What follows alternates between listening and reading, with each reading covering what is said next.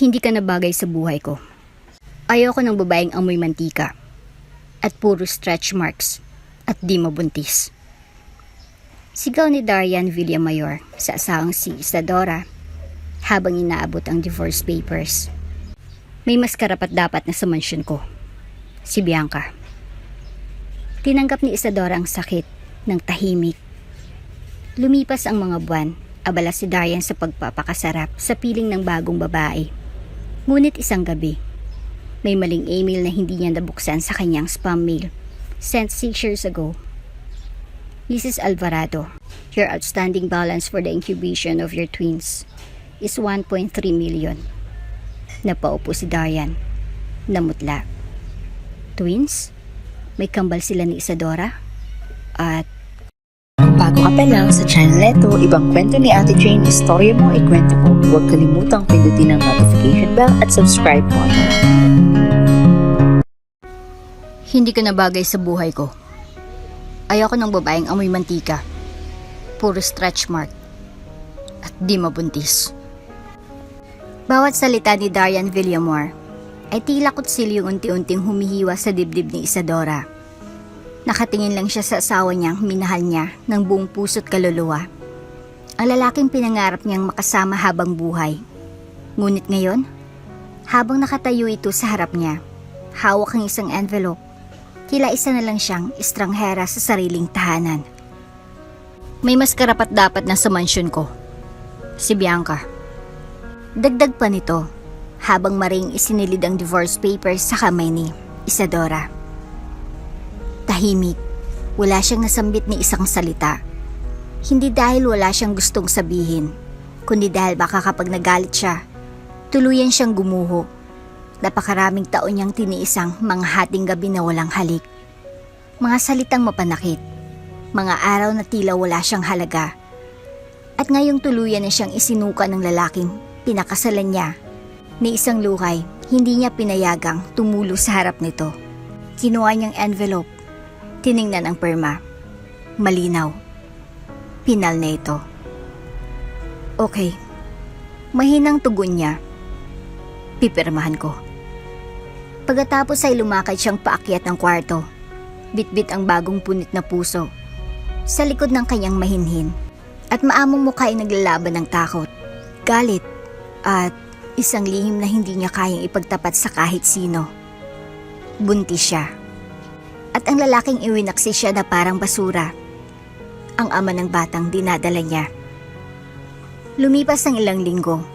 Unti-unti nang nararamdaman ni Isadora ang hirap ng pagbubuntis.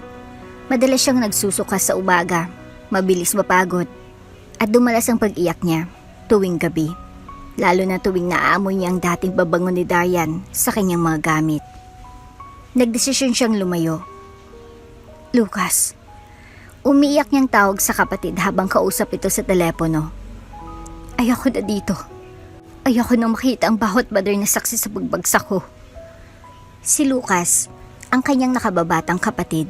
Wala itong asawa, pero may malawak na pangunawa. Minsan na rin itong naiwan ng babaeng minahal, kaya't marunong itong umintindi ng pusong sugatan. Halika na dito, ate. Wika ni Lucas. Hindi mo kailangang magpaliwanag. Basta't dito ka muna sa akin. Ako nang bahala sa'yo. Pagkalipas ng 2 araw, tuluyan ang nilisan ni Isadora ang Maynila. Bitbit ang ilang gamit. Isang malaking maleta at isang pusot. Sinapupunang punong-puno ng pangamba. Umalis siya sa mansyon ng mga Villamayor. Isang mansyong naging kulungan sa huling mga taon ng kasal nila. Nang makababa siya sa ferry at marating ang maliit na resort, sinalubong siya ni Lucas ng isang mahigpit na yakap. Doon, sa unang pagkakataon matapos ang mahabang panahon, napaiyak si Isadora nang malaya. Hindi ko na kaya, Lucas. Bulong niya sa balikat ng kapatid. Hindi mo kailangang kayaning mag-isa. Sagot nito, simula ngayon, tayong 2 na lang. Habang si Isadora ay nagpapahinga sa bagong buhay malayo sa ingay ng lungsod, si Darian naman ay abala kasama si Bianca. Ang kababata niyang dating, tahimik pero ubod ng talino at ambisyosa. Sa mga mamahaling restaurant, gala sa ibang bansa, at social events, ipinagmamalaki ni Darian si Bianca na parang tropeyo. Mas bagay talaga tayo, no? Natatawang sambit ni Bianca isang gabi habang sila'y nasa yate sa Batangas. Wala nang sabit, finally, ako ng tunay na asawa ng CEO ng Villamayor Industries. Dagdag pa niya habang nilalaro ang kwintas na bigay ni Darian. Ngunit hindi alam ng dalawa, may email na hindi kailanman nabuksan ni Darian. Nasa spam folder ito. Pinadala 6 na taon ng nakararaan. Isang lihim na, kung mabubunyag, maaring gumising sa konsensyang matagal nang nakalibing. Sa probinsya, naging mas payapa ang araw-araw ni Isadora. Bagamat may mga gabing nagigising siya sa kakaisip kung paano niya bubuhayin ang kanyang anak, nanatili siyang matatag. Sa ilalim ng araw, sa ilalim ng mga puno, at sa presensya ni Lucas, unti-unti niyang nararamdaman ang pagkakaroon muli ng halaga. Isang hapon, habang pinapakiramdaman ang pagsipa ng kanyang dinadala, napabulong siya. Kahit hindi ka tanggap ng papa mo, anak, ipaglalaban kita. Magsisimula tayo ulit. Sa likod ng kanyang determinasyon, may pangako siya sa kanyang sarili. Hindi siya babalik sa buhay na minsang sinakal siya. Ngunit alam niyang darating ang araw na harapin niya si Darian, at kapag dumating iyon, handa na siya. Maagang gumising si Isadora kinabukasan. Sa kabila ng maginhawang tulog, sa silid sa resort ni Lucas, ramdam pa rin niya ang bigat sa dibdib. Binuksan niya ang bintana at sinalubong siya ng simoy ng hangin mula sa karagatan. Sa wakas, kahit papaano, may konting kapayapaan. Magbihis ka na, wika ni Lucas habang kumakatok sa pintuan. May pupuntahan tayo. Saan tayo pupunta, Lucas? Tanong ni Isadora habang inaayos ang kanyang buhok na tila nawala ng sigla dulot ng mga buwan ng kalbaryo. Kay Lolo. Maikling sagot ni Lucas. Panahon na para bumalik ka sa pamilyang minsang iniwan mo. Natahimik si Isadora. Hindi niya inaasahan ang muling pagharap sa taong bumuhay sa kanila, ngunit hindi niya na kinausap ng mahabang panahon si Don Severino Alvarado, ang kanilang lolo, ang kilalang chairman ng Alvarado Corporation. Tahimik ang biyahe papunta sa ancestral house ng mga Alvarado. Isang malaking bahay sa gitna ng hasyenda, napapalibutan ng mga taniman at malalawak na lupain. Dito sila madalas nagbabakasyon noong buo pang pamilya at hindi pa siya na-in-love sa maling lalaki. Nang huminto ang sasakyan, bumaba agad si Lucas at inalalayan ng kapatid. Narito ka na ulit. Mahinang sabi ni Lucas habang pinagmamasdan ang pagkabog ng dibdib ni Isadora. Sa pintuan, sinalubong sila ng matandang may presensya pa rin ng otoridad. Si Don Severino, puti na ang buhok ngunit matalim pa rin ang mga mata. Lucas, aniya, at ikaw, Isadora. Napatingin si Isadora sa matanda. Marami siyang gustong sabihin. Gustong ikwento ang pinagdaan ng sakit, ang mga pagkukulang, ang mga iniwan at iniwang alaala. Pero wala siyang nasabi. Pasok. Anyaya ng matanda. Marami tayong kailangang pag-usapan. Sa loob ng malawak na sala, naupo sila sa harap ng lolo nilang tahimik lang na nakamasid. Hanggang si Lucas na mismong nagsalita. Lolo, buntis si ate. Napakurap si Don Severino. Ano? Tumingin si Isadora sa kanya at mahinahong nagsalita. Opo, Lolo. Buntis po ako. Isang sandaling katahimikan. Akala niya'y mapapagalitan siya. Akala niya'y sasambulat ang galit. Pero laking gulat niya nang tumayo ang matanda. Lumapit sa kanya at hinawakan ang kanyang mga kamay. Salamat sa Diyos. Bulong nito. Sa wakas, isang buhay mula sa ating lahi. Isang pag-asa. Naiiyak si Isadora. Hindi niya inasahan ang ganitong pagtanggap. Pasensya na kung matagal akong nawala, Lolo. Sabi niya, ang dami pong nangyari. Nasaktan pa ako. Naloko. At Tama na. Wika ni Don Severino. Ang mahalaga, nandito ka na. At hindi lang basta nandito, Isadora. Ikaw ang tagapagmana ng Alvarado Corporation.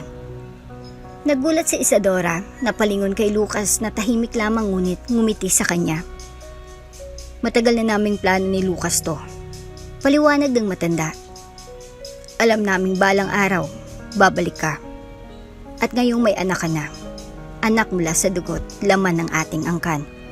Ikaw na ang dapat humawak ng kumpanya. Hindi ako magtatagal, Isadora. Kailangang may magpatuloy ng pamana natin. Gumuhang lahat ng iniisip ni Isadora mula sa pagiging isang tinapong asawa. Ngayon ay isa na siyang magiging CEO ng isang imperyo. Napakabilis ng lahat. Pero sa kabila ng lahat, naramdaman niya ang muling pag-usbong ng tiwala sa sarili. Paano kung hindi ako handa? Tanong niya. Hindi magiging handang sinuman hanggat hindi nila sinusubukang harapin ang hamon. Sagot ng matanda. 1 linggo pa lamang siyang ligtas sa piling ni Darian at ngayon ay inalok siyang humawak ng kapangyarihang dati ay pangarap lang. Hindi niya alam kung handa siyang muling magtiwala, muling lumaban. Pero para sa anak niya, oo. Kinagabihan, habang nakaupo siya sa hardin ng hasyenda, nilapitan siya ni Lucas. Proud ako sa iyo, ate. Sabi nito. At huwag kang matakot. Sa bawat hakbang, kasama mo kami ni Lolo. Sa totoo lang, Lucas, ang tagal kong naramdaman na walang saysay ang buhay ko. Pero ngayon, parang may bago akong dahilan para bumangon. Sagot ni Isadora habang hawak ang tiyan. Ang anak mong magiging lakas mo. At ang bagong simula natin. Sa kabilang dako, sa Maynila, walang kaalam-alam si Darian sa pagbabagong nangyayari. Abala siya sa pagpipicture kasama si Bianca para sa front cover ng isang luxury magazine. Habang tuloy ang paggastos sa credit cards, luho at ilusyon. Ngunit malapit na siyang gulatin ng katotohanang magpapayanig sa kinabukasan niya. Sa hasyenda, habang naglalakad si Don Severino sa kanyang opisina, kinuha niya ang isang lumang kahon na punong-puno ng dokumento. Mga kontrata, mga plano, at isang envelope na may nakasulat. Para kay Isadora, kapag siya'y bumalik. Ngumiti ang matanda. Panahon mo na. Sa isang mala fairy tale na kasalanan na ginanap sa isang sikat na beach resort sa El Nido, Palawan, nakatayo si Darian Villamayor sa altar habang nakatingin sa dulo ng aisle. Sa kanyang harapan ay si Bianca, nakabelo, nakafit, na wedding gown. Tila reyna sa kanyang paningin. Kumakaway ang mga bisita. Ang mga kamera ay kaliwat kanan at ang drone ay paikot-ikot sa ere para sa isang cinematic wedding video. I now pronounce you husband and wife. Wika ng pari. Halik, palakpakan, champagne, flashbulbs. Pero sa gitna ng engranding selebrasyon, sa isang iglap na mabilis, may dumaan na imahe sa isipan ni Darian, ang mukha ni Isadora noong huling beses niya itong makita. Umiiyak sa loob ng silid habang hawak ang annulment papers. Sa wakas, asawa na kita, babe. Bulong ni Bianca habang inaangat ang kanyang wine glass. Wala nang istorbo sa buhay natin. Ngumiti si Darian, pilit. Oo, sa wakas. Makalipas ang ilang buwan ng kasal, tila perpekto ang lahat. Si Bianca ang ginagawang mukha ng Villamayor, cosmetics, maganda, palaban, at social media favorite. Kumakalat sa mga fashion pages ang kanilang honeymoon photos sa Greece at Bali. Tinatawag sila ng press bilang power couple of the decade. Ngunit sa likod ng mga ngiti sa kamera at hashtags ng love wins, may mga gabi na nagigising si Darian sa isang panaginip. Isang babae na nakapusod, amoy mantika, at nakasuot ng apron habang humahagulhol sa dilim. Si Isadora. Darian? Sinong iniisip mo? Tanong ni Bianca, minsang caught in the act ang asawa habang tulala ito sa veranda. Wala. Pagod lang. Iwas niya. Wala? Bumagsak ang tono ng boses ni Bianca. Wala pero malayo ang tingin mo sa akin? Huwag mong sabihin. Iniisip mo na naman siya. Bianca, please. Sagot ni Darian. Tapos na yun. Ikaw nang pinili ko. Pero bakit palagi mo pa rin siyang naaalala? Bakit pag galit ako? Tahimik ka. Bakit pag nilalambing kita, parang kulang? Hindi makasagot si Darian, sa totoo lang. Ni siya mismo ay hindi maintindihan kung bakit kahit makalipas ang 6 na taon, hindi pa rin mabura sa alaala niya ang dating asawa. Nagpatuloy ang buhay at sa panlabas na anyo, masaya at matagumpay ang mag-asawa. Nakabili sila ng bagong mansyon sa Forbes Park. Laging headline ang pag-host nila ng charity events, ngunit sa loob ng 4 na sulok ng kanilang tahanan, tila bang may pader sa pagitan nila. Isang gabi, habang magkasalo sa hapunan, nagumpisa na naman si Bianca. Buntis na si Alexa, yung kaibigan ko sa polo club. E tayo, kailan? Napakunot ang noo ni Darian. Hindi pa tayo handa. Hindi o ayaw mo lang talaga? Mariing tanong ni Bianca. O baka iniisip mo na hindi ako kasing fertile niya? Sarcastic kong hirit nito.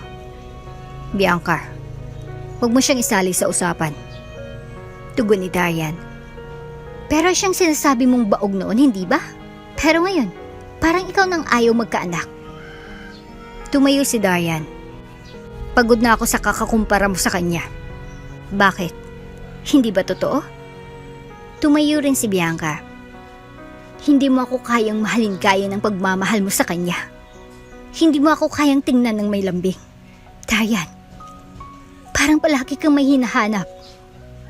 Tahimik si Darian. Alam niyang may punto si Bianca. Habang si Bianca ay unti-unting nagiging mas insecure, si Darian naman ay unti-unting natutukso ng alaala ng isang babaeng wala na sa kanyang piling.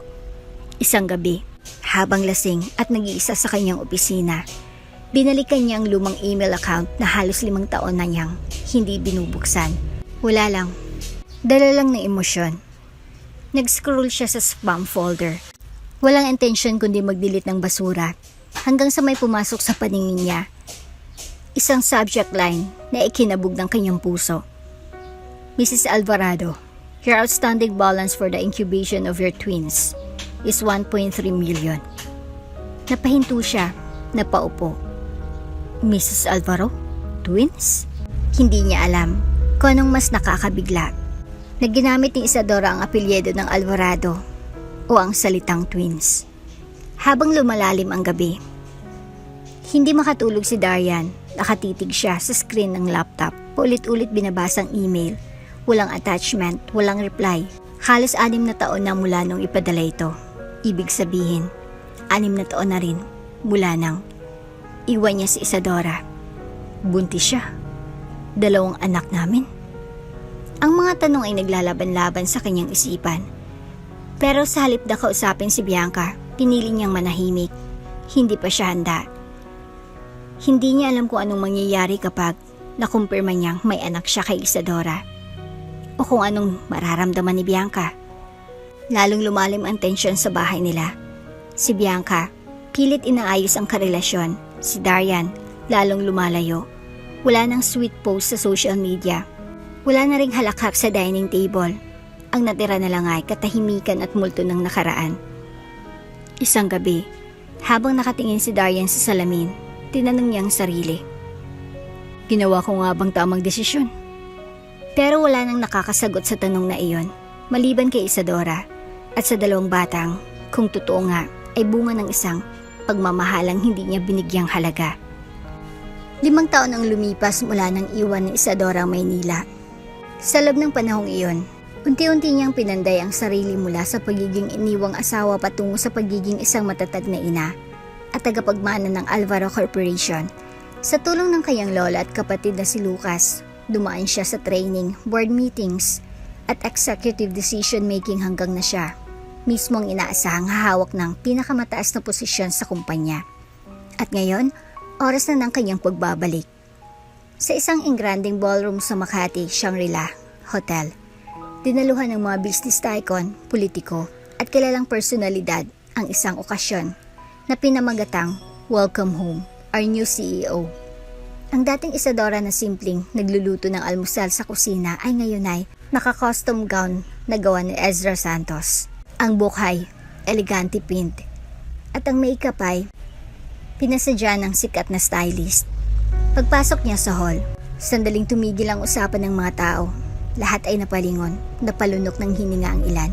May ibang di makapaniwala, si Isadora Villamayor Alvarado ay ang babaeng matagal nang nawala sa eksena ay muling nagbabalik, mas matatag, mas maganda, at mas makapangyarihan. Sa kabilang bahagi ng ballroom, naroon si Darian na inimbitahan bilang isa sa mga partners ng event. Hindi siya nag-abiso kay Bianca. Naisip niya ang business lang ito, pero hindi niya inaasahan na ang magiging sentro ng gabi ay ang babaeng iniwan niya 6 na taong nang nakakaraan. Napasubsob siya hawak ang wine glass habang unti-unting lumalapit si Isadora sa entablado. Magandang gabi po sa inyong lahat. Panimula ni Isadora sa kanyang talumpati. Sa mga nakasama ng Alvarado Corporation sa loob ng maraming taon, salamat po sa inyong patuloy na tiwala. Sa aking pagbabalik, pitpit ko ang panibagong hangarin, isang kumpanyang may puso, integridad, at malasakit sa mga empleyado. Maikli ngunit malaman ang kanyang pananalita. Matipid sa salita, ngunit ang karisma niya ay tumatagos. Matapos ang kanyang mensahe, isang standing ovation ang sumalubong sa kanya. Sa likod ng ballroom, hindi mapakali si Darian. Hindi siya makapaniwala na ang babaeng kanyang iniyakan sa mga panaginip ay narito ngayon. Mas matagumpay pa sa lahat ng inakala niya. Nilapitan siya ng isang kaibigang negosyante. Uy, pare, si Isadora yun, di ba? Asawa mo dati? Ngumiti siya pilit. Oo, siya nga. Grabe no? Parang ibang tao na. Ang lakas ng dating. Tila hindi marinig ni Darian ang lahat. Hindi dahil sa ingay, kundi dahil sa gulo ng damdaming unti-unting bumabalik sa kanyang dibdib. Muli siyang lumingon sa entablado. Muli niyang sinipat ang dating asawa. Isadora closed his eyes. At sa unang pagkakataon, nagtama ang kanilang mga mata. Walang salita, wala ring galaw, pero sa simpleng pagkakatitigan, tila bumabalik ang lahat ng alaala. Ang mga yakap, ang huling gabi, bago siya pinaalis. Ang kawalan ng sagot at ang email tungkol sa kambal na hindi pa rin niya kayang tanungin. Matapos ang seremonya, lumapit ang chairman ng isa sa mga kumpanya sa partner network ng Alvarado Corporation. Isadora, gusto kitang ipakilala sa isa sa mga investors ng Villamayor Holdings. Baka gusto mong makipag-collab. Paglingon niya, nakatayo si Darian. Sandali siyang natigilan, pero agad din siyang ngumiti. Hindi dahil sa galak, kundi dahil sa kontrol. Darian, matipid na bati ni Isadora. Isadora, tugon ni Darian halos hindi makahinga. Ang tagal nating 6 years. Putol ni Isadora. Yes, ang tagal na. Tahimik. Hindi malaman ni Darian paano sisimulan ng pag-uusap, pero si Isadora, kalmado, kontrolado. Nakakagulat kang makita rito. Wika ni Isadora habang hawak ang wine glass. Dapat akong bumati sa bagong CEO. Sagot ni Darian. Congratulations. Salamat. Sagot niya. At salamat din sa iniwan mong aral. Kung hindi mo ako tinalikuran, siguro, hindi ako magiging ganito ngayon. Ramdam ni Darian ang bigat ng bawat salita. Masakit, pero totoo. Nagpatuloy ang gabi, ngunit hindi makausad ng maayos ang isip ni Darian. Nang makita niyang lumapit kay Isadora ang isang batang lalaki, mukhang 6 na taong gulang, at yumakap dito. Muntik na siyang mapaupo. Mama, tapos ka na po ba mag-speech? Tanong ng bata. Halika anak, meet some people.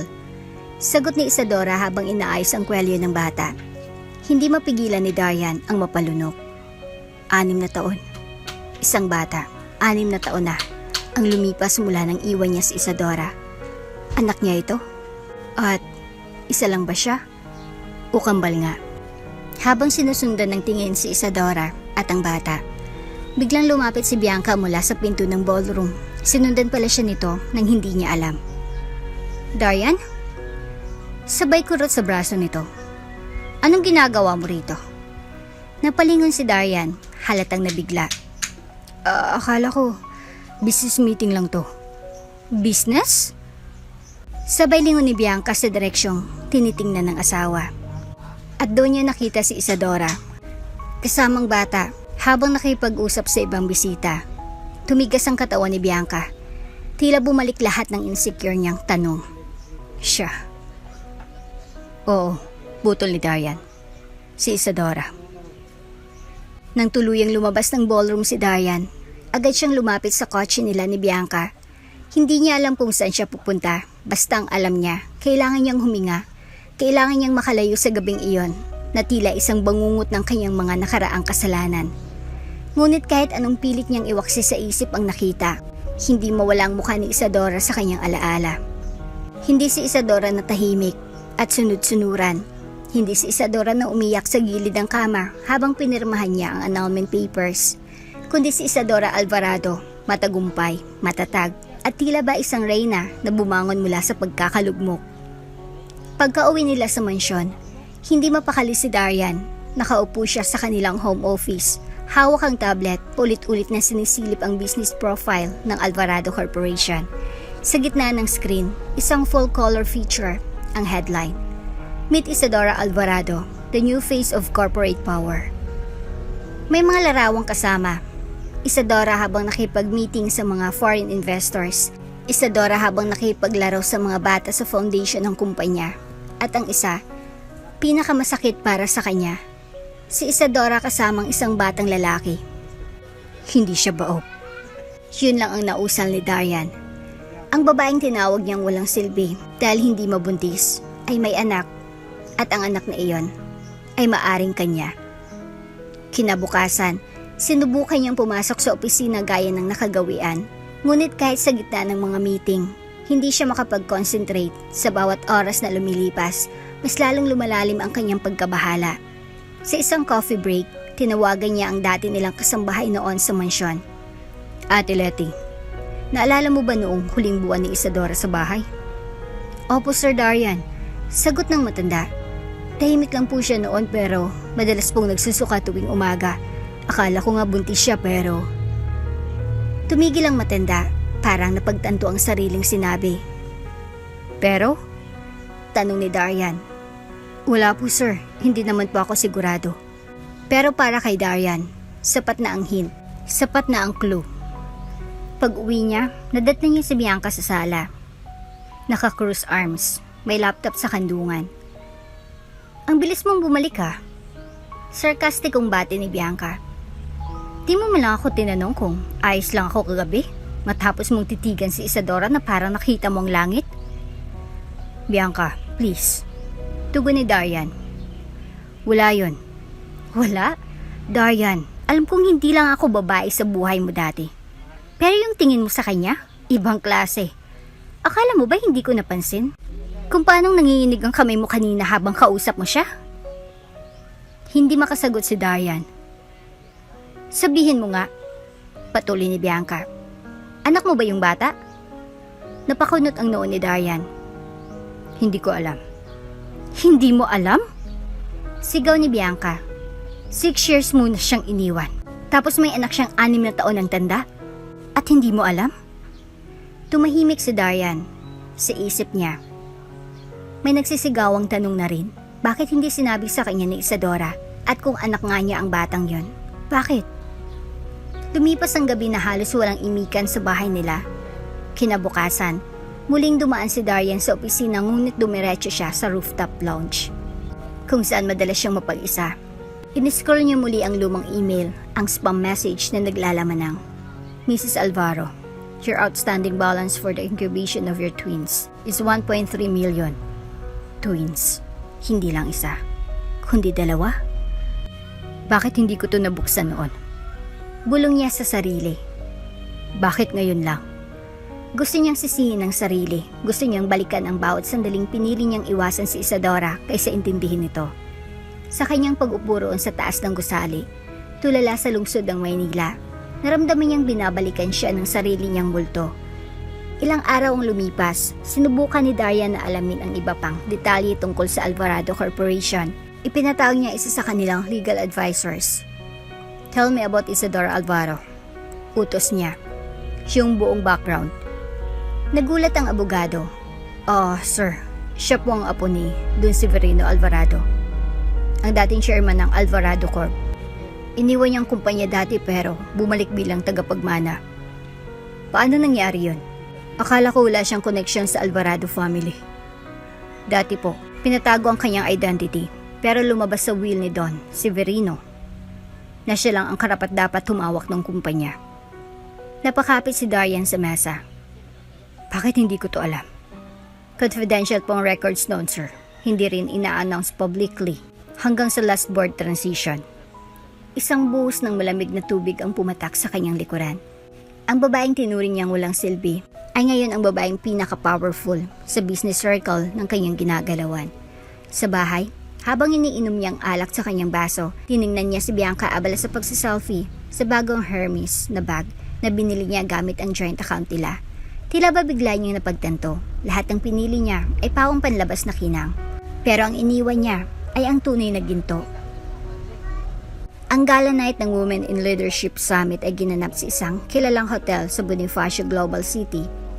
Isa itong event na nagbibigay parangal sa mga babaeng na mamayagpag sa larangan ng negosyo, siyensa at pampublikong serbisyo.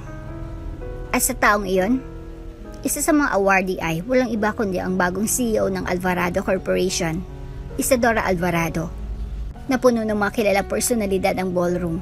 Mga kamera, reporters at influencers ay kaliwat kanang nagkukuhanan ng litrato. Ipinagmamalaki ng lahat ang bagong henerasyon ng kababaihan, matalino, makapangyarihan at matapang.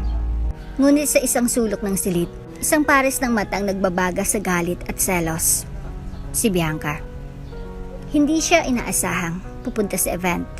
Ngunit nang malaman niya mula sa social media na si Isadora ay pararangalan, agad siyang nagpahanda ng damit, nagpabook ng table, at tinawagan ang publicist niya. Hindi siya papayag na muling matabunan ng babaeng pinaniwalaan niyang tapos na sa buhay nila. Nang dumating si Isadora, lahat ng mata ay napako sa kanya. Naka-classic white gown, elegante, ngunit may dating. Sa kanyang tabi ang batang lalaki si Liam, ang kanyang anak. Matalino ito, magalang, at ipinakikilala sa lahat bilang future ambassador ng foundation ng Alvarado Corp. Lalong nanikip ang dibdib ni Bianca, parang may tunog ng basag na salamin sa kanyang tenga habang pinagmamasdan kung paanong tinanggap ng lahat si Isadora na parang reyna ng gabi. Matapos ang awarding at speech ni Isadora, pumunta ito sa gitna ng crowd upang makipagkamayan sa ilang guest. Sinalubong siya ng mapapuri, ngiti at camera flashes. Ngunit sa hindi inaasahang sandali, lumapit si Bianca, naka-high heels, naka-red gown at may matalim na titig. Oy, Isadora. Malakas na tawag ni Bianca, sapat upang mapalingon ng karamihan.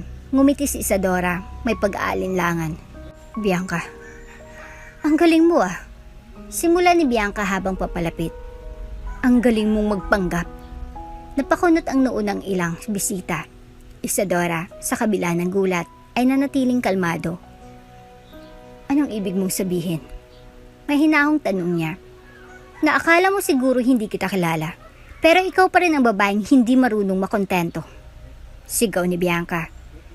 Kahit may bago ka ng titulo, ugali mo, basurang naiwan pa rin. Sa lumang mansyon ni Darian. Halos mabulalas ang pagkagulat ng mga bisita. Tumigil ang musika. Ang MC ay natigilan, si Darian. Naroon din ay hindi makagalaw mula sa kinaupuan niya. Tingnan niyo siya, patuloy ni Bianca. Tinuturo si Isadora. Nagbalik para manggulo, para makuha ulit si Darian. Halos 6 na taon na kaming kasal, pero andyan ka pa rin, nilalandi mo ang asawa ko. Ilang reporters ang nagsimulang mag-video. Maraming cellphone ang tumutok sa kanila. Kahit sa halip na magwala, umatakot. Humakbang si Isadora ng 1 pulgada papalapit kay Bianca.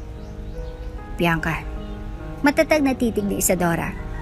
Wala akong balak ipaliwanag ang sarili ko sa isang babaeng hindi marunong gumalang. Natahimik si Bianca. Ikaw ang pumili, hindi ba? Ako ang tinalikuran. Ikaw ang piniling kabit. Ikaw ang naglakad sa aisle habang ako ay naglalakad palabas ng tahanang itinuring kong mundo.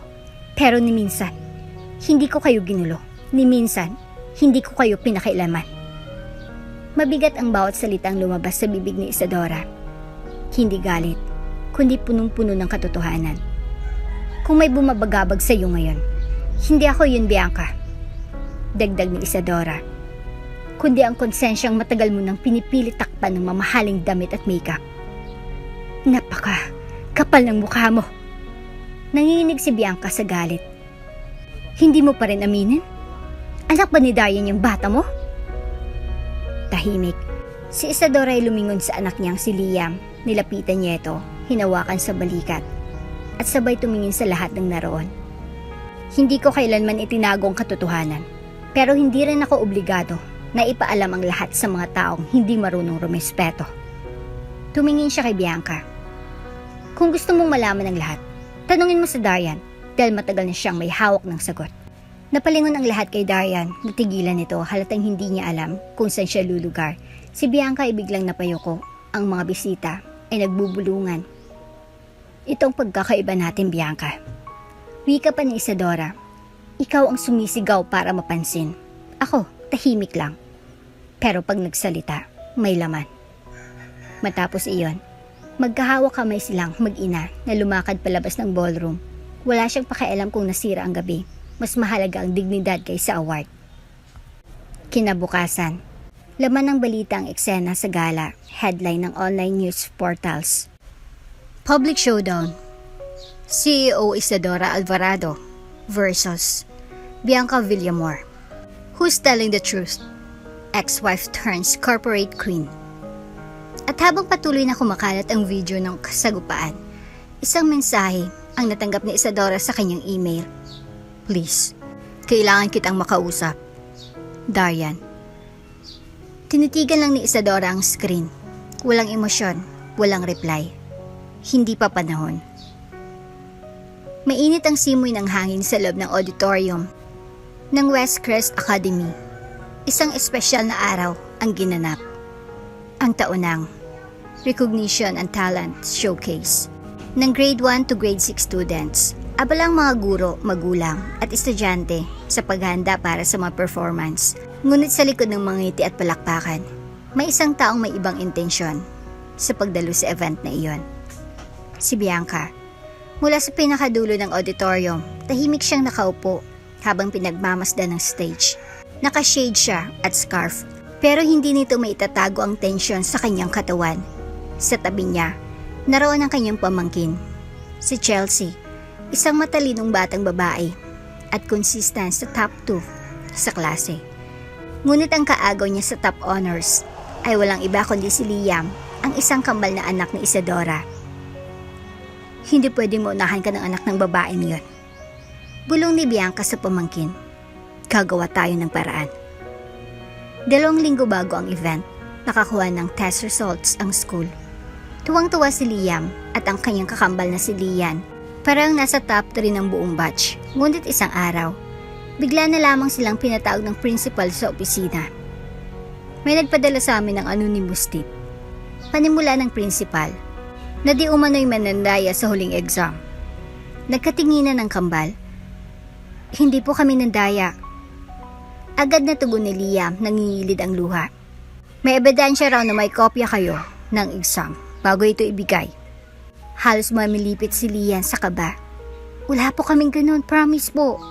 Nagdesisyon ng principal na i-cancela muna ang awards ng kambal habang inimbestagahan ng estudyante. Lahat ng estudyante at magulang ay napuno ng bulong-bulungan. Lumaganap sa group chat ng mga magulang ang balitang anak daw ni Isadora ang nandaya.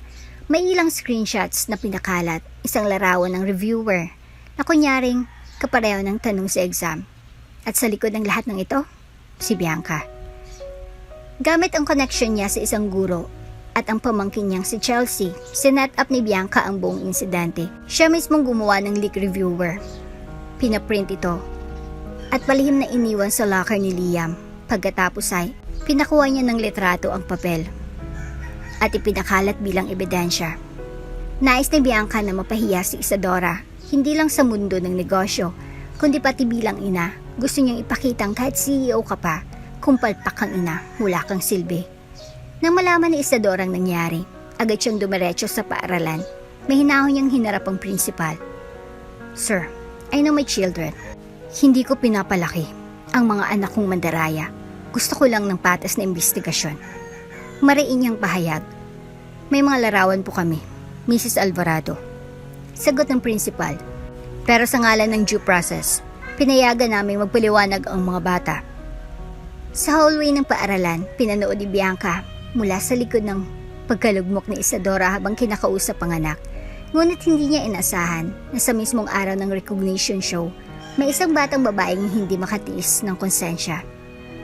Si Zia, isang tahimik na kaklase na Liam at Chelsea, ay lumapit kay Lian sa backstage.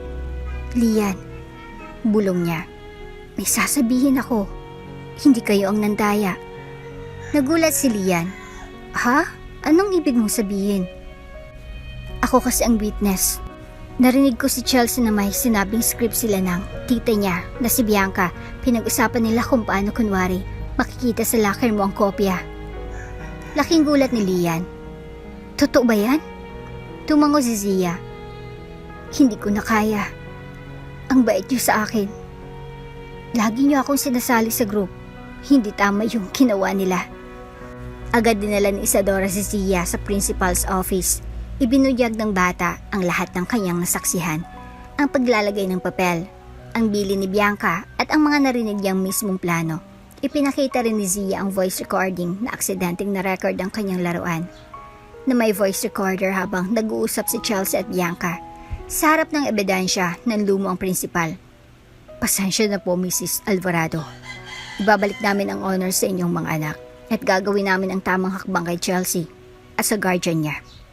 Sa araw ng awarding, habang nasa stage ang kambal, masayang tinanggap ni Liam at Lian ang medalya at certificate. Sa gitna ng palakpakan, biglang lumapit si Bianca, tila magbibigay ng mensahe. "Congratulations sa inyo." Sarkastikong wika nito sa mikropono. "Sana totoo ang pagkapanalo ninyo."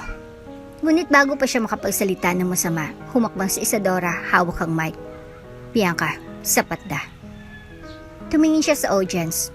"Alam ng lahat dito na hindi ko kailanman pinutulan ang mga paninira mo. Pero ngayon, oras na para marinig ang katotohanan." Humarap siya sa lahat. "Ang babaeng ito ay nagplano na ipahiya ang mga anak ko.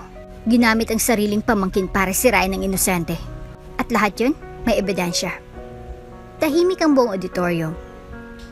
Hindi lang ito tungkol sa awards. Tungkol ito sa dangal ng isang bata. Sa pagkatuto ng tama sa mali. Sa pagiging magulang. Umalis si Bianca sa entablado, namumula siya sa hiya, habang nag-uunahan ng mga taong iwasan siya. "Ma, proud po kami sa'yo," wika ni Darian. Ngumiti si Isadora, tinapik ang anak. "Mas lala akong mga anak. Sobrang proud ako sa inyong dalawa," wika ni Isadora sa kanyang kambal. Mag-isa si Darian sa kanyang opisina. Hating gabi na, lahat ng ilaw ay bukas. Ngunit tila madilim ang paligid. Tanging ilaw ng laptop niya ang nagpapakita sa nanginginig niyang mukha. Hindi matahimik si Darian sa natuklasan niyang may anak pala sila ni Isadora. At hindi lang isa, kundi kambal pa. Ilang araw nang lumipas ngunit, hindi pa rin matahimik si Darian matapos niyang matuklasan. Hindi niya alam kung anong mas mabigat, ang katotohanang may anak siya kay Isadora, o ang katotohanang iniwan niya ito sa panahong pinakakailangan siya nito. Napaupo siya, nanlalambot. Dalawa? Kambal? Mahina niyang bulong sa sarili. Bakit hindi niya sinabi? Bakit hindi ko nalaman? Agad siyang tumayo, dinampot ang cellphone, at tinawagan ang sekretarya. "Hanapin mo ang contact ng legal counsel ni Isadora Alvarado. Kailangan ko siyang makausap. Ngayon na." Kinabukasan, nagtungo si Darian sa opisina ng abogadong si Atty. Ramon Lim, isa sa pinakakilalang corporate lawyers sa bansa, at ngayon ay kinatawan ni Isadora. Sa loob ng mahogany paneled office, seryosang usapan. "Ginong Villamayor," panimula ni Atty. Lim. "Totoo pong may 2 anak sa incubator ni Ginang Isadora Alvarado. Ngunit wala pong obligasyon ng aking kliyente na ipalam iyon sa inyo. Pero akong ama ng mga bata." Gate ni Darian. "Karapatan kong malaman yon. Karapatan ninyong malaman pero hindi ninyo karapatang angkinin sila. Mariing sagot ng abogado. Iniwan ninyo ang kliyente ko sa oras ng pangangailangan, tinawag ninyong baog. Ibinaba niyo siya sa pagkatao niya. Hindi makasagot si Darian. Gusto ko lang makabawi, magsimula. Gusto ko lang makilala ang mga anak ko. Naglabas ng dokumento si Attorney Lim. Kung totoo po ang intensyon ninyo, isasama namin ito sa petition para sa kustodiya. Ngunit huwag po kayong umasa. Hindi ito simpleng kasong legal. Ito ay laban ng tiwala. Pag-uwi niya sa mansyon, hindi siya mapakali. Ramdam ni Bianca ang tensyon, pero hindi na siya ang iniisip ng kanyang asawa. Alam mo ba kung ilang taon kong tiniis ikaw? Na nasa tabi ko, pero puso mo, wala sa akin? Tanong ni Bianca habang pinagmamasdan ng likod ni Darian. Hindi ko alam. Mahinang sagot nito. Pero alam kong hindi na kita kayang lokohin. Hindi ko kayang itago sa sarili kong anak na naging duwag ako. Tatawanan ka lang niya. Sabi ni Bianca. Si Isadora? Hindi mo yan mapapalapit. At lalong mga anak niya. Ngunit sa halip na sumagot, tumayo si Darian at muling bumalik sa kanyang opisina. Sinimulan niyang i-review ang kasong pwedeng isampa. Get restraining order, visitation rights, kahit ano. Gusto lang niyang makita ang kambal, kahit mula sa malayo.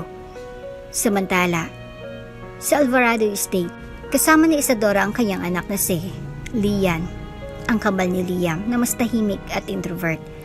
May pagka-artistang bata, mahilig sa pagdodrawing at pagsusulat. Tuwing may konting ingay, agad itong lumalapit sa ina. Ma, bakit yung mga taong gusto akong kunin? Inosenteng tanong ni Lian habang nagpapahinga sila sa hardin. Napatingin si Isadora sa anak, pinisilang kamay nito. Anak, hindi ka kukunin ng kahit sino. Nandito ako, si Mama. Hindi kita pababayaan. Ngunit ang totoo, may kaba sa dibdib ni Isadora. Alam niyang hindi titigil si Darian at mas lalong hindi titigil ang mga Imperial. Ang pamilya ni Darian na ngayon ay galit dahil nalaman nilang may tagapagbana si Darian sa labas ng kasal nila ni Bianca. Ayaw ni Isadora na matulad ang mga anak niya sa kanya, iniwan, ipinagtabuyan at binaliwala, kaya't mas pinili niyang panindigan ang tahimik pero matatag na laban. Ilang araw ang lumipas, isang sulat ang natanggap ng legal team ni Isadora. Petition ni Darian para sa visitation rights. May kalakip na affidavit of acknowledgement of paternity. Nang makita iyon ni Isadora, saglit siyang natahimik sa kabila ng sakit. May parte ng puso niyang nabagabag. Ngunit hindi pa rin sapat. Isang hapon, habang nagmi-meeting si Isadora kasama ang board ng Alvarado Corporation, tumawag si Attorney Lim. Ma'am, pinipilit po ni Ginoong Villamor na magkaroon ng closed-door meeting sa inyo. May dala raw siyang personal na ebidensya ng pagsisisi at gusto makipag-ayos. Sabihin mo sa kanya, may hinaong tugon ni Isadora. Wala akong kailangan sa mga salitang huli na. Protection ng anak ko ang importante. Noted po. Pagkatapos ng tawag, humarap si Isadora sa mga board members. Let's proceed with our expansion plan. Walang makakapigil sa atin. Hindi sa negosyo, hindi sa buhay. Kinagabihan, sa loob ng kanyang silid, muling binuksan ni Isadora ang lumang folder ng ultrasound ng kambal. Tinitigan niyang imahe ni na Liam at Lian. 2 puntong nagsanib sa sinapupunan habang siya nilalamon ng sakit at pangungulila noon. Hindi niya may kakailang, may puwang pa rin si Darian sa pangailangan ng mga bata. Ngunit iba na siya ngayon. Hindi na siya ang babaeng umiiyak sa kama habang hinuhusgahan. Ngayon, siya nang gumagawa ng desisyon. Ang desisyon niya, ilayo ang mga anak niya sa sinumang sumira sa kanya. Hindi matahimik si Darian sa natuklasan niyang may anak pala sila ni Isadora. Kambal pa. Ilang araw na siyang walang ganang kumain, wala sa sarili, at halos hindi makapagtrabaho. Sa tuwing titingnan niya ang kanyang refleksyon sa salamin, ang nakikita niya isang lalaking iniwan, ang babaeng dapat niyang minahal. Isang amang hindi niya alam na may anak pala. At ngayong alam niya na ang katotohanan. Huli na ba ang lahat? Hindi ko pwedeng hayaan ng ganito lang. Bulong niya sa sarili. Kailangan kong makumpirma. Kailangan kong makita kung ako nga ang ama. Mabilis siyang kumilos. Kumuha siya ng abogado at humiling ng DNA paternity test. Bagamat may pagdududa pa rin si Isadora, napilitan siyang pumayag sa hiling ni Darian, ngunit hindi bilang pagsang-ayon kundi bilang pagtakip sa mas malaking layunin. Hindi niya pwedeng hayaang makuha ng mga Villamayor ang kanyang mga anak. Sa ospital, bitbit ni Isadora ang mga anak sa likod ng excuse na ito ay isang routine check-up. Hindi niya sinabi sa kambal ang buong detalye. Ayaw niyang madagdagan ng mga pagkalito ng mga bata. Nakipagkita siya sa matalik niyang kaibigan na si Dr. Francis Ces Ramirez, isang respetadong pathologist na may sariling klinika. Ito lang ang pakiusap ko, sis. Pakiusap ni Isadora habang hawak ang maliit na ziplock ng cotton swab. Kailangan kong itamang kasaysayan. Hindi ito para sa akin, kundi para sa kanila. Tiningnan siya ni sis. Alam mong hindi ito legal, Isa. Alam ko, matatag niyang sagot. Pero mas alam kong may mga bagay na kailangan protektahan. Hindi ko ipapahamak ang mga anak ko para lang matahimik ang konsensya ng lalaking nanira sa buhay namin. Saglit na katahimikan, pagkatapos ay tumango si Dr. Ces. Tumating ang araw ng resulta. Tinawagan agad ng ospital si Darian upang kunin ito. Halos hindi siya makahinga habang binubuksan ng sobre. Probability of paternity, 0%. The alleged father is excluded. Nanlaki ang mga mata ni Darian na bitawan niyang papel. Hindi, imposible ito. Umupo siya sa sulok ng labi ng hospital, tulala, hindi makagalaw. Bakit ganitong resulta? Bulong niya sa sarili. Alam ko, ramdam ko, silang mga anak ko. Hindi ito pwedeng mali. Samantala, si Isadora ay nasa Alvarado Estate sa kanyang opisina. Pinapanood niya mula sa CCTV ang mga anak na masayang naglalaro sa hardin. May kaunting kirot sa kanyang dibdib, ngunit mas nangibabaw ang determinasyon. Isa, tawag ni Dr. Ces sa tawag. Na-deliver na kay Darian ang resulta. Salamat, Ces. Sagot niya. Alam kong hindi ito tama sa mata ng batas, pero tama ito sa puso ko bilang ina. Isa, alam mong isang araw, baka lumabas din ang katotohanan. Handa kong harapin yun, basta ligtas ang mga anak ko ngayon. Hindi pa rin mapakali si Darian, bumalik siya sa kanyang abogado. Imposible. Mali ang resulta. Alam kong may daya. Sir, certified ang laboratory. Wala tayong ebidensyang may anomalya. Pwede tayong humingi ng second test, pero kailangan pa rin ang pahintulot ni Mrs. Alvarado. Then, I'll ask to her.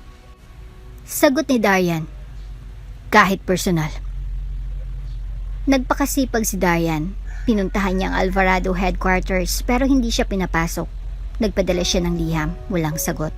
Tinawagan niyang sekretarya. Laging unavailable si Isadora.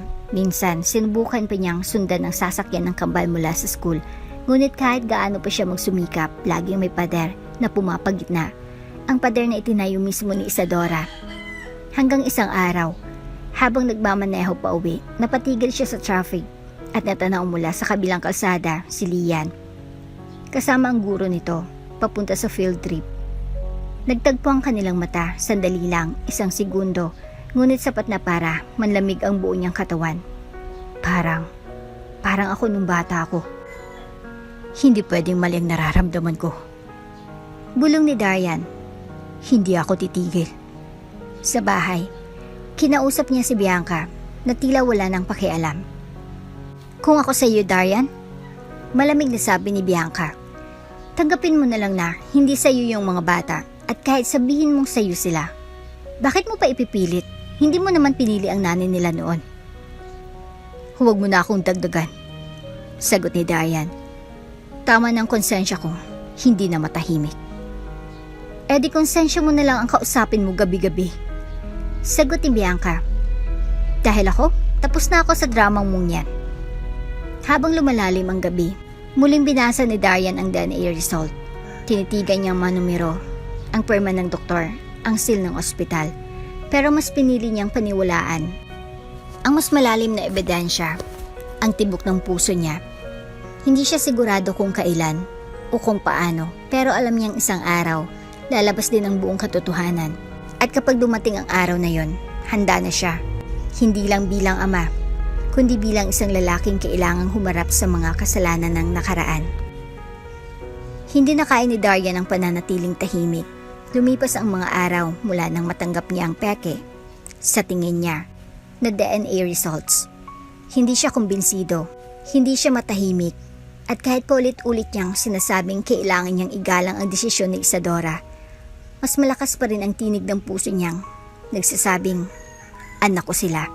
Kaya't isang araw, nagdesisyon siyang puntahan si Isadora sa opisina nito. Walang paalam, walang imbitasyon, basta lang siya dumiretso sa Alvarado Tower. Bit-bit ang determinasyong makita ang kanyang mga anak at makaharap ang babaeng minsan niyang sinaktan. Sir, hindi po kayo makakaakyat ng walang appointment. Pigil ang receptionist. Sabihin mo sa kanya, nasa lobby si Darian Villamayor at hindi ako aalis hanggat hindi niya ako kinakausap. Tumawag ang receptionist. Ilang minutong katahimikan hanggang sa marinig ni Darian ang tinig ng sekretaryo ni Isadora sa kabilang linya. Papasukin mo siya. Pagbukas ng elevator sa executive floor, agad siyang sinalubong ng malamig na tanawin. Modernong opisina, tahimik, puro marble at glass. At sa loob ng conference room, nakaupo si Isadora, kalmado at elegante. Darian, may hinahon niyang bati. Anong kailangan mo? Alam mo kung bakit ako nandito. Sagot ni Darian. Huwag mo na akong paikutin pa. Gusto kong makilala ang kambal. Saglit na katahimikan, pinagmasdan ni Isadora ang mukha ni Darian, puno ng kaba, galit at pangungulila. Ngunit nanatili siyang matatag. Mali ang iniisip mo. Mariin niyang tugon. Hindi ikaw ang ama nila. Umirap si Darian.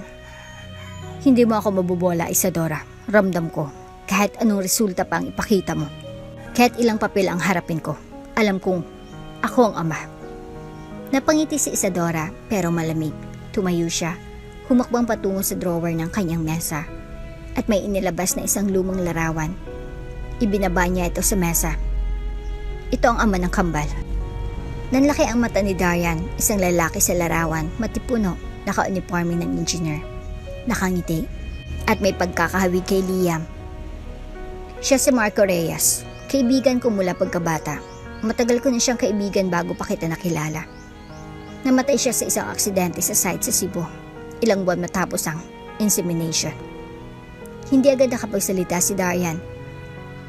Nagdesisyon akong ipalagay ang mga anak ko sa IVF gamit ang sperm donor. Mula sa isang taong pinagkakatiwalaan ko. Si Marco yun. Paliwanag ni Isadora. Imposible. Umiling si Darian. Niloloko mo lang ako. Ikaw ang may gustong umalis, Darian. Hindi mo ako pinakinggan noon. Ngayon natahimik na ang buhay namin. Gusto mo na namang manggulo? Bakit mo ako ginaganito? Halos pabulong ang boses ni Darian. Nanginginig sa sakit. Kung hindi akong ama, bakit mo hindi sinabi noon pa? Dahil wala ka ng karapatan. Madiing sagot ni Isadora. Nung panahong pinakakailangan kita, iniwan mo ako. Tinapakan ng pagkatao ko. Tinawag mo akong baog. At ngayon, babalik ka lang para sabihin mong gusto mong maging ama? Hindi ganun kadali ang lahat, Darian.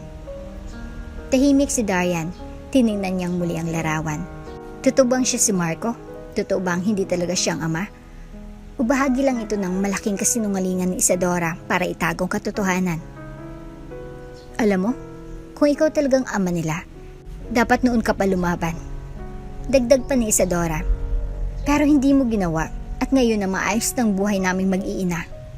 Bakit mo kami gustong guluhin? Lumingon si Darian sa bintana ng opisina. Kita roon ang buong lungsod, masikip, magulo, puno ng ingay. Parang puso niyang di malaman kung maniniwala o lalaban pa. I just want the truth. Aniya, kahit masakit, kahit mahuli. Lumapit si Isadora, tinitigan siya ng diretsyo. Minsan, Darian, ang katotohanan ay hindi palaging karapatan. Minsan, ito ay proteksyon. Paglabas ni Darian sa opisina, tila ba bumagsak ang buong mundo sa balikat niya. Inisip niya pa rin ang posibilidad na nililinlang lang siya. Pero sa harap ng retrato, dokumento at paninindigan ni Isadora, parang wala na siyang laban. Sumakay siya sa sasakyan. Nagmaneho ng wala sa direksyon hanggang sa makarating siya sa isang playground malapit sa eskwelahan ng kambal. Doon niya nakita sina Lian at Liam. Masayang naglalaro, walang kaalam-alam sa gusot ng kanilang mga magulang. Tumingin siya sa langit, huminga ng malalim. Kung hindi nga akong ama, bakit ganitong nararamdaman ko? At kung ako nga, bakit hindi ko na lang sila pwedeng yakapin?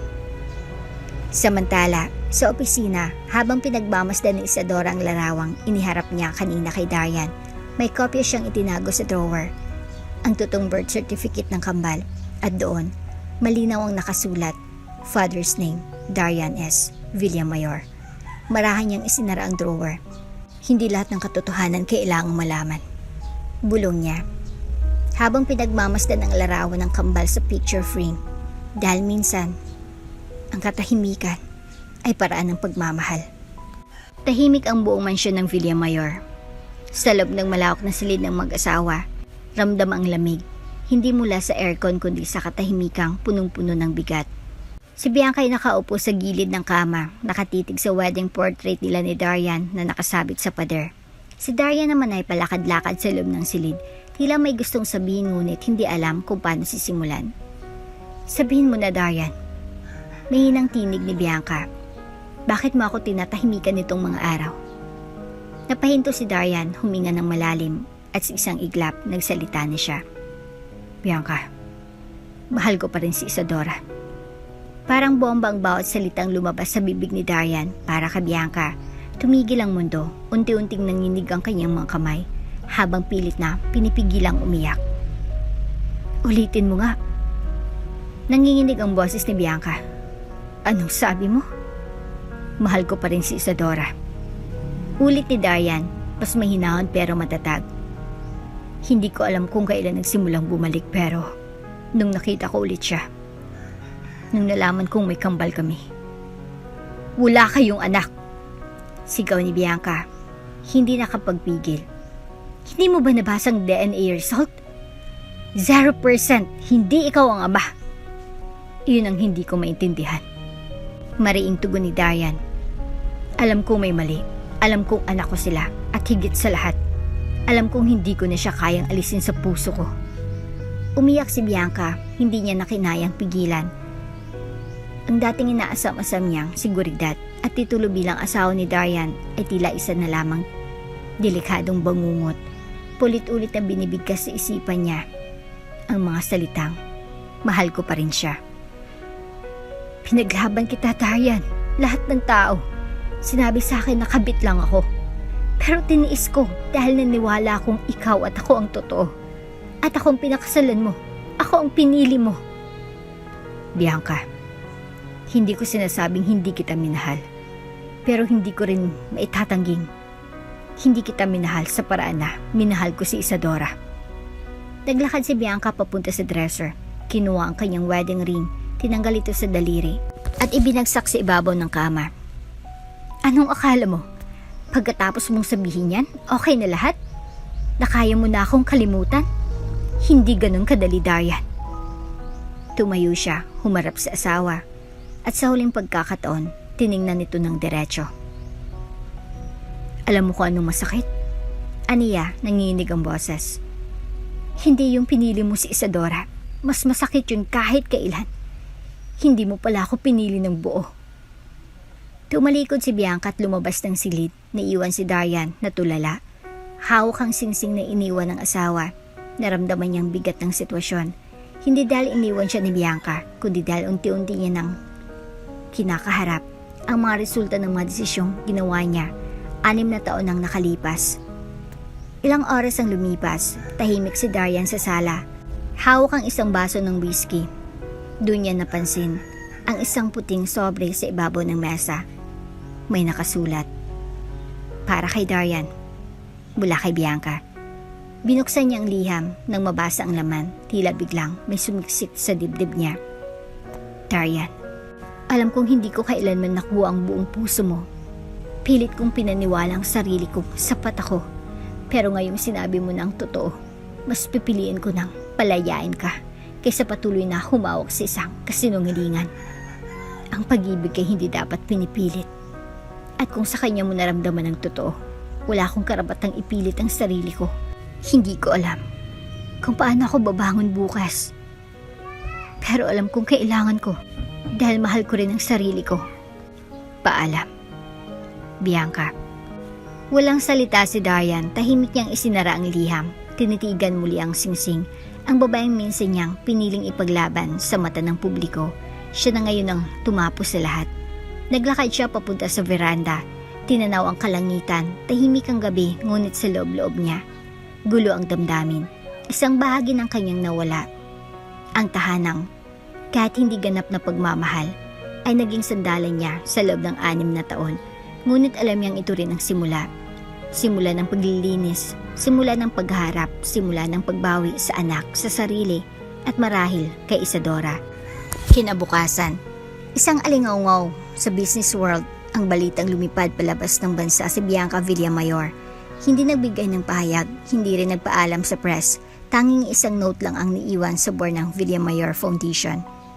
Ilang laban ay hindi mo kailangang tapusin dahil minsan, ang pag-alis ang tunay na tagumpay. Sa kabilang banda, habang abala si Isadora sa isang CSR event ng Alvarado Corporation, tinanggap niya ang balita mula sa legal team na umalis na si Bianca. Walang reaksyon ang kanyang mukha, ngunit sa loob niya, may tanong na unti-unting lumilitaw. Kapag tuluyang naglaho si Bianca, may dahilan pa ba para hindi niya ipaalam ang totoo kay Darian? Ngunit isa lang ang tingin niya sa kambal, na masayang naglalaro sa gilid ng stage. Alam na niya ang sagot. Hindi pa ngayon. Sa loob ng hardin ng Alvarado Estate, tahimik na nakaupo si Isadora habang pinagmamasdan ang paglubog ng araw. Sa kanyang tabi ay naroon si Nico, matagal na kaibigan at masugid na manliligaw. Bitbit ang isang tray ng tsaa at tinapay. Nagpahinga ka ba kahit sandali? Tanong ni Nico, may halong pag-aalala sa tinig. Hindi rin. Sagot ni Isadora, pinisilang palad nito. Ang dami kong iniisip. Si Darian? Diretsong tanong ng binata. Hindi agad sumagot si Isadora, sa halip. Tumingin siya sa langit at huminga ng malalim. Hindi lang siya, pati na rin ang kinabukasan ng mga anak ko. Kung hanggang kailan ko sila mapoprotektahan, kung hanggang kailan ko may tatagong totoo, kung makakaya ko pang magsinungaling sa sarili. Tahimik si Nico, alam niyang wala sa kanya ang kasaysayan, pero naroon siya para sa kasalukuyan at para sa anumang darating. At sa mahabang panahon ng pagtitimpi at paghihintay, wala ni minsang umatras si Nico sa piling ni Isadora. Isa, marahang sabi ni Nico, alam kong hindi kita pipilitin, pero kung ang kailangan mo ay lakas, suporta at paninindigan, narito lang ako. May tatanong ako, Nico, at sana handa kang makinig. Tumango si Nico. Ano yun? Huminga ng malalim si Isadora. Saka sinabi, pakasalan mo ako. Nanlaki ang mga mata ni Nico. Hindi siya agad nakasagot. Akala niya ay isang biro. Ngunit nang makita niyang seryosong mukha ng babae, alam niyang totoo iyon. Isa, sigurado ka ba? May hina niyang tanong. Hindi ito romantic, Nico. Hindi ako magpapanggap, pero kailangan ko ng taong mapagkakatiwalaan. Kailangan ko ng legal na pananggalang para sa mga anak ko. Kailangan ko ng proteksyon laban sa anumang habol ni Darian. At higit sa lahat, kailangan ko ng katahimikan. Muli siyang tinanaw ni Nico, matagal, mabigat, pero puno ng pag-unawa. Kung ang pagpapakasal natin ang magpapatahimik sa'yo. Isa, oo. Ngumiti si Isadora sa unang pagkakataon. May kapayapaan sa kanyang mata. Hindi ito masayang, oo, natulad sa mga kwento ng pag-iibigan. Ngunit isa itong matatag na kasunduan, batay sa respeto, tiwala at pagkakaibigan. Ilang linggo lang lumipas, isang simpleng kasalan ang ginanap sa isang garden sa Batangas. Ilan lamang ang imbitado, sina Lucas, ang mga anak ni Isadora, ang ilang kaibigan at si Dr. Ces, na siyang naging saksi rin sa lahat ng lihim. Naka-off-white na bestida si Isadora, walang belo, walang ingrading bulaklak. Si Nico naman ay nakabarong, nangingiti ngunit halatang tensyonado.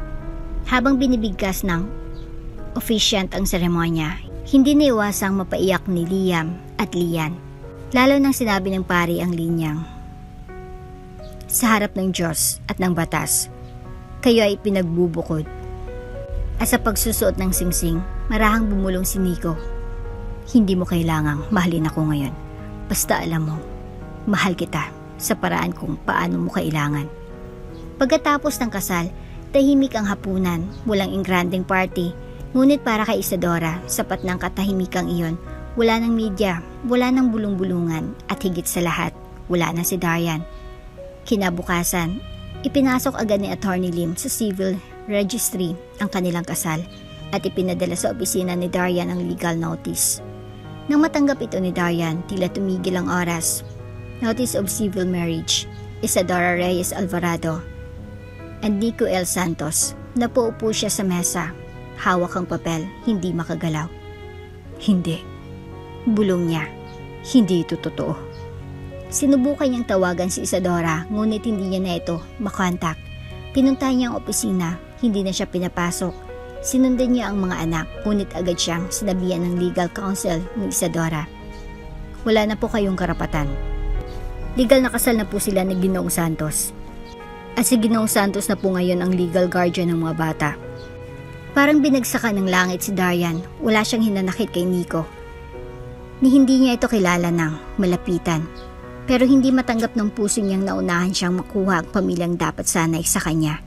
Sa bahay, muling tiningnan ni Darian ang lumang larawan nila ni Isadora. Panahon na. Masaya pa sila. Wala pang galit, wala pang pagkukulang. Ngunit ngayon, ang babaeng minsang minura at tinalikuran niya ay isa ng may asawa at ang mga anak ay may bagong apelyado na. Sa kabilang dako, habang pinapatulog ni Nico ang kambal, tahimik siyang pinagmamasdan ni Isadora mula sa pinto.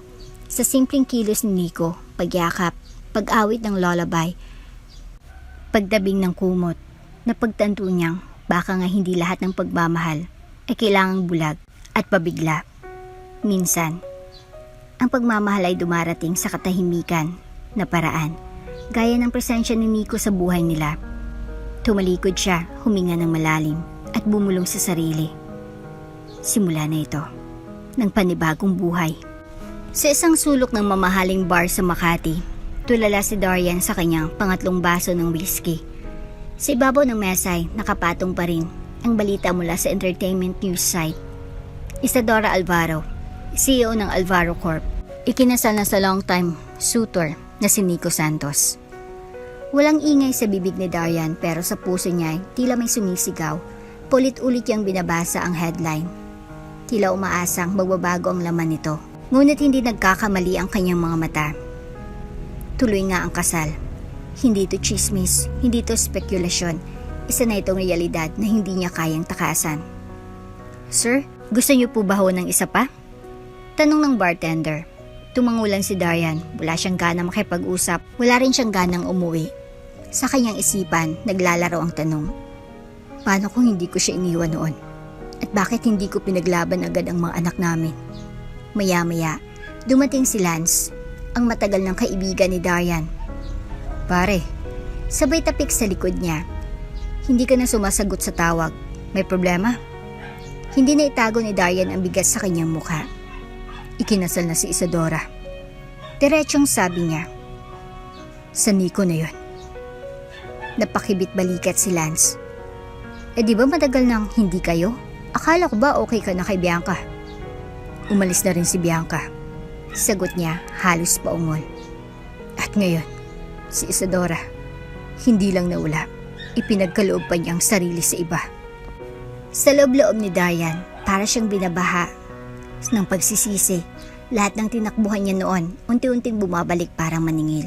Ang babaeng tinawag niyang walang halaga, ngayon ay mahalaga na sa buong bansa. Ang babaeng tinawag niyang baog, ngayon ay may mga anak.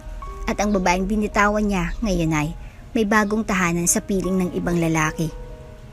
"Hindi ko siya kayang kalimutan, Lance." Aniya basag ang tinig. "Mahal ko pa rin si Isadora. Sobra." Tahimik si Lance. Hindi na siya nagtangkang magbigay ng payo, sapagkat alam niya ang sugat ng puso hindi nadadaan sa sermon, lalo na kung ito ay bunga ng sariling pagkakamali. Samantala, Sa Alvarado Estate, maliwanag ang gabi. Nakapajama ang kambal habang abala sa pagsagot sa module. Sa kusina, masaya sina Isadora at Nico nagluluto ng paboritong sopas ng mga bata. Salamat ha. Sambit ni Isadora habang inaabot kay Nico ang hiniwang gulay. Simula nang dumating ka sa buhay namin, naging mas magaan ang lahat. Ngumiti si Nico. Sabi ko naman sa'yo, hindi lang ako para sa sandali. Narito ako para sa habang buhay. Pilit sanang pipigilan ni Isadora ang kilig, pero hindi niya kinaya. Huminto siya sa ginagawa at niyakap si Nico mula sa likod. May gusto akong sabihin. Bulong niya. Ano yun? Bumuntong hininga si Isadora at inilapat ang palad sa kanyang tiyan. Nico, buntis ako. Napatigil si Nico, dahan-dahang lumingon kay Isadora, parang ayaw niya agad maniwala. Dahil maghalos 2 buwan pa lang silang kasal, agad na silang biniyayaan ng isang blessing. Totoo? Tanong niya. Nangingilid ang luha. Tumango si Isadora, ngiti-ngiti.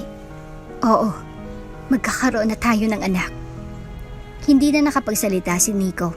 Agad niyang niyakap si Isadora, mahigpit, puno ng tuwa at pasasalamat. Hindi niya inakalang darating ang araw na ang babaeng pinangarap niya lamang noon ay ngayon ay magiging ina ng kanilang anak. Sa kabilang silid, sumilip ang kambal. Mama, anong meron? Ngumiti si Isadora. May surprise si Mama at Papa Nico. May baby na sa tummy ni Mama. Dagdag ni Nico, tuwang-tuwa. Yay! Sigaw ng kambal, sabay talon sa saya. Habang lumalalim ang gabi, nakahiga si Isadora sa kama. Hawak ang kamay ni Nico. Sa unang pagkakataon, wala siyang takot, wala siyang pag-aalinlangan dahil sa piling ng lalaking ito. Hindi niya kailangang ipagpilitan ng sarili sapagkat dito, sapat na siya. Samantala, si Diane ay lasing na lasing sa loob ng kanyang sasakyan, nakapark na sa harap ng dating bahay na pinagmamasdan nila ni Isadora. Tinignan niya ang gate na minsang binuksan para sa kanya at ngayon, tuluyan ng isinara.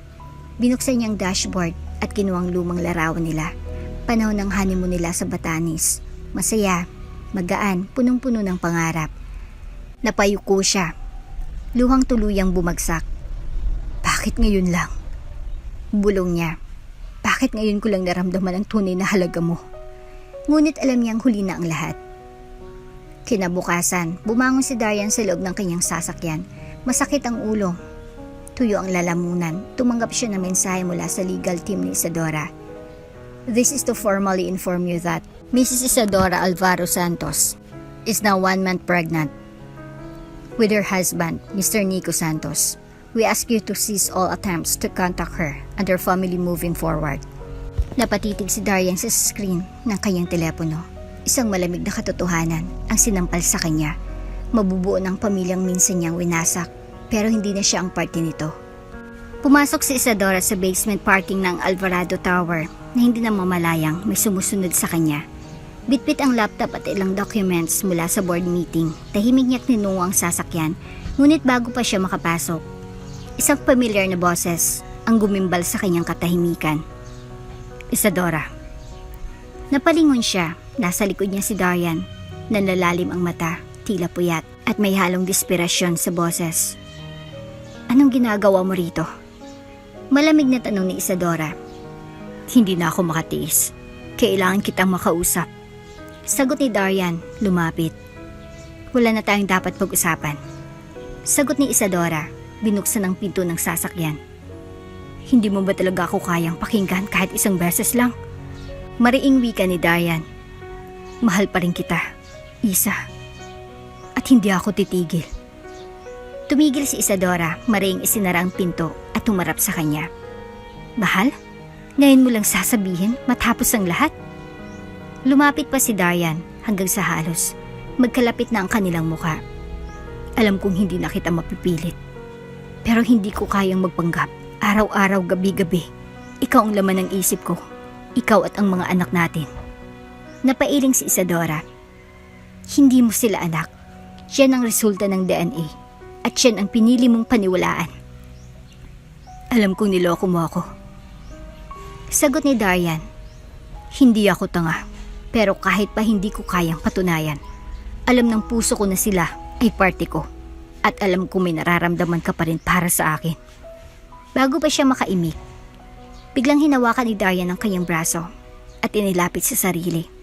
Sa isang iglap, isinandal siya sa pader ng parking lot at hinalikan, hindi banayad kundi sa pilitan. Isang malutong na sampal ang gumising sa ere. Halos tumigil ang oras. Si Darian ay natigilan, hawak pa rin ang pisnging tinamaan ng puot at sakit. "Wala kang karapatang gawin yun." Mariing sambit ni Isadora. "Hindi na akong Isadorang sinaktan mo noon. Hindi ako laruan na pwede mong lapitan kapag ikaw ang may kailangan. Mahal pa rin kita." Bulalas ni Darian. "At ako?" Putol ni Isadora. "Hindi kita mahal. At kahit pa naisip kong minsan ay pwedeng may second chance tayo, yun ay matagal nang nilamon ng mga kasalanan mo." Tahimik si Darian, ngunit hindi siya umatras. "Kung galit ka, tatanggapin ko. Kung ayaw mo akong makita, igagalang ko. Pero Isa, kahit nasampalin mo pa ako ng 100 beses, babalik at babalik pa rin ako. Hanggat may hininga ako, hindi ako titigil." Napailing si Isadora, may bahid ng lungkot ang kanyang mga mata. "Hindi ka na makakabalik sa buhay ko. At hindi lang puso ang isasalba ko ngayon, Darian. Pamilya ko na. At hindi mo na bahagi noon." Mabilis siyang sumakay sa kanyang sasakyan at pinaandar ito. Iniwan si Darian sa gitna ng parking lot, nag-iisa, sugatan at tuluyang basag ang pag-asa. Ngunit sa halip na sumuko, lalo lang tumibay ang paninindigan ni Darian. Ilang linggo na siyang sinasara ni Isadora sa lahat ng daan. Ngunit hindi niya ito titigilan dahil para sa kanya, ang pagkakamali ay maaring itama at ang pagmamahal walang expiration. Samantala, kinaumagahan sa opisina, hindi nagpakita si Isadora. Si Nico ang pumasok sa board meeting para sa kanya. Nasabay si Isa. Wika ni Nico sa mga kasamahan. Medyo napagod, kailangan ng pahinga. Ngunit ang totoo, naroon si Isadora sa silid ng kwarto, tahimik, hawak ang ultrasound result ng bagong dinadalang anak. Habang pinagmamasdan ng imahe sa papel, naramdaman niyang unti-unting bumabalik ang tensyon mula sa kahapon. Hindi siya umiyak, ngunit ramdam niya ang bigat ng kinakaharap. Ayaw niyang madungisan ng nakaraan ang bagong buhay na sinusubukan niyang buuin. Dumating si Nico sa bahay at agad siyang nilapitan. "Nalulungkot ka?" Sambit ni Nico na upo sa tabi niya. Bumalik si Darian. Mahina niyang sagot. Sinubukan niya akong halikan. Biglang humigpit ang panga ni Nico, ngunit hindi siya sumigaw sa halip. Marahan niyang hinawakan ang kamay ni Isadora.